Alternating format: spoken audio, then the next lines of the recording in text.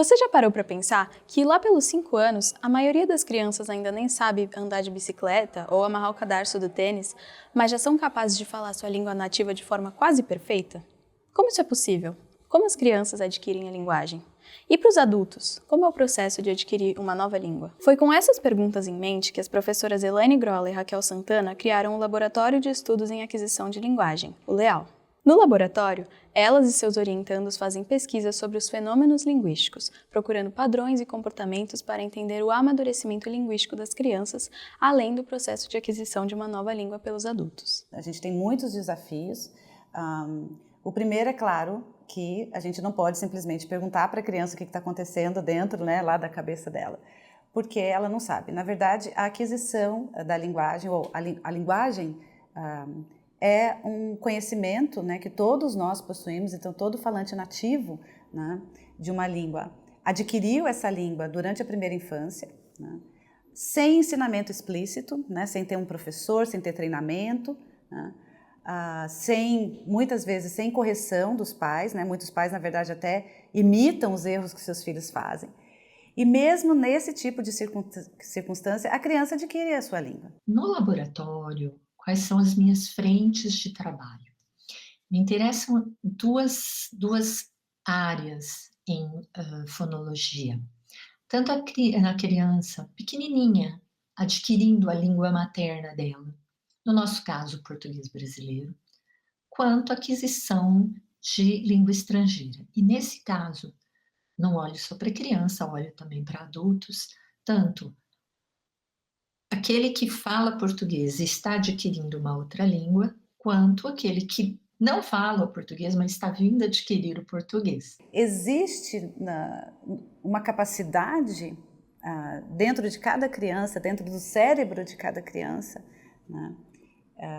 que precisa ser explorada, que a gente ainda tenta, na verdade, no laboratório investigar isso. Como é possível que uma criança que tem tão pouco conhecimento de mundo, que ainda não consegue fazer um monte de coisa, já domina estruturas linguísticas tão complexas. Então, o modo de fazer isso a gente tem principalmente 2 modos.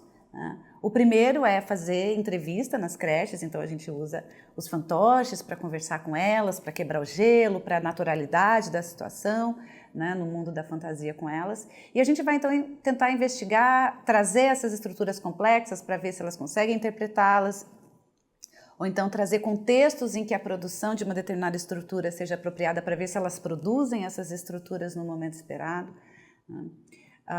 E a outra maneira é a gente gravar a criança, por um período, uma vez a cada semana, por exemplo, e depois ir ouvir essas conversas que ela teve e ver como que isso foi progredindo ao longo do tempo.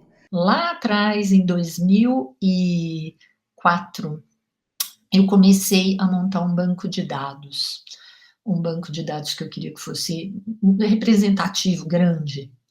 E nós gravamos 11 crianças, dos 9 meses até os 5 anos, às vezes até mais que 5, semanalmente ou às vezes quinzenalmente, mas a gente tem mais de 450 horas de gravação mostrando esse desenvolvimento, E ali a gente consegue olhar não só para a aquisição de fonologia, mas para aquisição de sintaxe, aquisição de morfologia. A ideia é tentar entender como que é possível que uma criança ainda tão nova consiga se desenvolver de modo a ter a língua nativa no final do processo. E a outra parte é ver como é esse processo já no adulto, porque o adulto adquirindo uma segunda ou uma terceira língua, ele já tem a sua primeira, que na verdade muitas vezes parece que ela até atrapalha, porque existe muita transferência dessa primeira língua para a segunda língua. Então o adulto acaba cometendo erros quando ele está adquirindo uma língua, porque ele transfere, imagina que na segunda língua sendo adquirida, as construções que são possíveis na sua primeira língua também vão ser possíveis na segunda. E muitas vezes isso não acontece. Então, já a investigação para a aquisição de segunda língua vai envolver esse tipo de questionamento.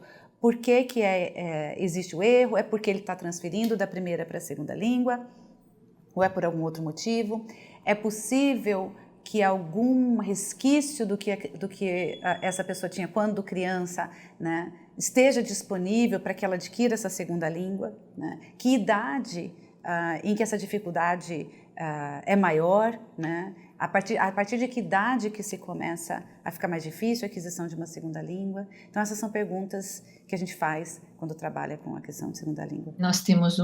Eu tenho orientandos trabalhando em todas essas áreas de pesquisa.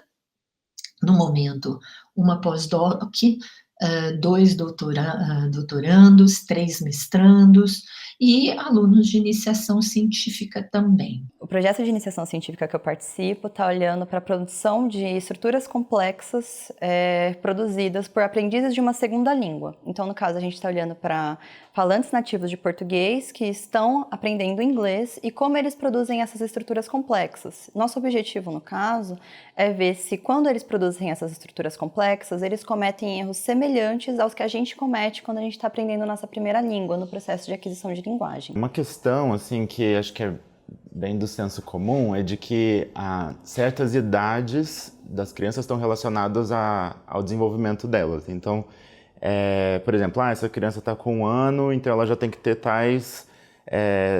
um desenvolvimento em tal nível, né? 2 anos tem que ter outro desenvolvimento. O que a gente foi vendo ao longo da literatura na área de aquisição de linguagem é que não necessariamente, na verdade, cada criança tem um processo individual.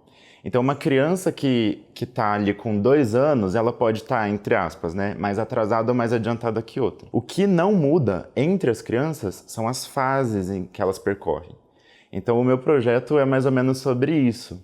Se você pega as crianças e mapeia por idade que construções elas já usam na língua, vai ficar tudo bagunçado, assim, porque cada uma está num momento. Mas se você mapeia por fases, aí tudo fica bonitinho, assim. Você consegue ver que todas elas passam pelas mesmas fases, né? O que muda é essa janela de idade, que também não pode ser muito longa. Se a criança estiver muito atrasada, então pode ter alguma questão ali. Existem línguas que possuem construções que, para falar de ausência, você precisa marcar presença também. Então, o inglês é um claro exemplo disso, que nós temos with, para falar de com, e without, sem. Você usa essa estrutura with.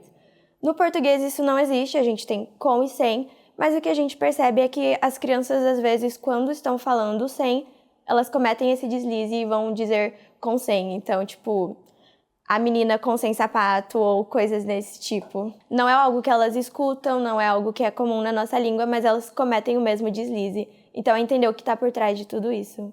Enquanto eu estava fazendo a iniciação científica, eu vi nos dados que era muito comum que em perguntas QU as crianças produzissem, por exemplo, do que você gosta. Então, elas moviam o elemento QU, que e a preposição de lá para frente. Mas elas não conseguem produzir isso quando elas estão diante de orações relativas. Então, por exemplo, eu gosto do menino de quem você falou. Então, geralmente elas vão cortar essa preposição. Eu gosto do menino que você falou. Eu estou buscando testar as influências da primeira língua na aquisição da segunda língua. Então, no português brasileiro, a gente tem alguns tipos de construções que são diferentes do português europeu. Então, eu quero testar esses 2 falantes aprendendo inglês e ver essa influência na aquisição do inglês. Basicamente, eu estou estudando o sujeito nulo e o objeto nulo nessas 2 línguas que eles se comportam de maneiras opostas. Então, no português brasileiro, por exemplo, a gente fala sentenças como gostei, mas em inglês eu teria que falar I liked it. Né? Eu tenho que falar tanto o sujeito quanto o objeto. E tem vários tipos de sujeito e vários tipos de objeto. E essas 2 línguas, português brasileiro e português europeu, se diferem se ela vai usar ou não o objeto e o sujeito nulo, e eu quero ver essas diferenças na aplicação do inglês. Eu estudo sujeitos nulos genéricos, aquisição de sujeitos nulos genéricos. O que são esses sujeitos nulos genéricos? Eu tenho uma sentença como, nessa sala não pode fumar. Antes do não pode, existe um sujeito nulo, que quer dizer pessoas em geral. Então, nessa sala, todos que são sujeitos às regras não podem fumar. Eu estudei a aquisição de sujeitos nulos genéricos na fala espontânea de crianças e vi que a partir dos 2 anos elas já produzem esse tipo de sentença. Enquanto no português brasileiro, sentenças como nessa sala não pode fumar tem interpretação genérica, no português europeu essa interpretação do sujeito nulo é definida. Por exemplo, isso quer dizer, nessa sala, ele ou ela não pode fumar. Se eu quero dar a interpretação genérica para essa sentença no português europeu, eu preciso usar um clítico. Então, ficaria, nessa sala não se pode fumar.